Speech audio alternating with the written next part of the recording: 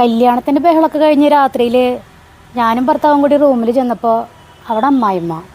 എന്നിട്ട് അമ്മായിമ്മ പറയാ, ഇന്ന് നിങ്ങൾ ആദ്യരാത്രി ആണെങ്കിലും ഇന്ന് ഒന്നിച്ച് കിടക്കാൻ പറ്റില്ല, അതിൻ്റെ സമയം വേറെ പണിക്കരെ കയ്യിൽ നിന്നൊക്കെ കുറിച്ച് വാങ്ങിക്കണം എന്നൊക്കെ.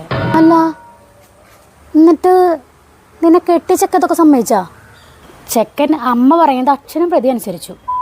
അയ്യോ, കഷ്ടായില്ലോ. ഞാൻ ആ സമയത്ത് ആകെ വിഷമിച്ച് നിൽക്കുമ്പോൾ ഒരാൾ വെള്ളം ചോദിച്ചു വന്നു.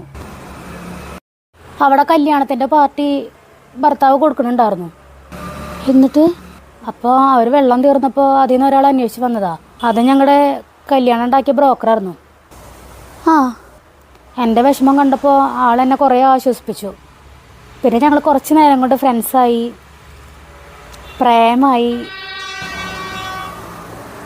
പുലർച്ചെ ഞങ്ങൾ വിളിച്ചോടുകയും ചെയ്തു.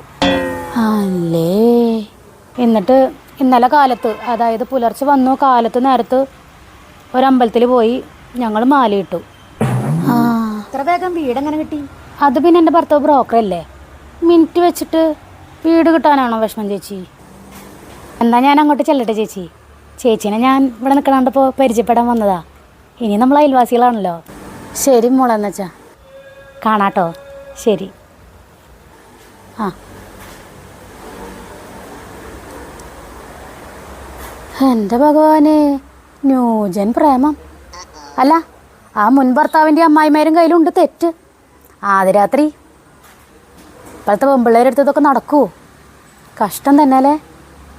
കണ്ണി കണ്ട ആണുങ്ങൾക്കൊക്കെ കഞ്ചാവും, അതുപോലെ തന്നെ ഈ ജാതി ആൾക്കാർക്കൊക്കെ പെണ്ണ് ഓടി വരും കൂടെ.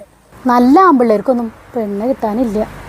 ഇതുപോലത്തെ കൊത്രക്കുള്ളികൾക്കൊക്കെ ഇഷ്ടം പോലെ പെൺകുട്ടികളാണ്. കഞ്ചാവായാലും കുഴപ്പമില്ല, ബ്രോക്കറായാലും കുഴപ്പമില്ലെങ്കിൽ എന്തായാലും കുഴപ്പമില്ല. അല്ല, ബ്രോക്കർ മോശക്കാരനൊന്നല്ല, അവനെ കുറിച്ചിട്ടൊക്കെ അറിയാവുന്ന കാരണം പറഞ്ഞതാ. എന്തായാലും ആ പെൺകുട്ടിയുടെ ജീവിതം സ്വാഹ. കഷ്ടം. ഇപ്പോഴത്തെ പിള്ളേരുടെ ഓരോ കാര്യങ്ങളെ സൂക്ഷിച്ചേ ദുഃഖിക്കേണ്ട മക്കളെ.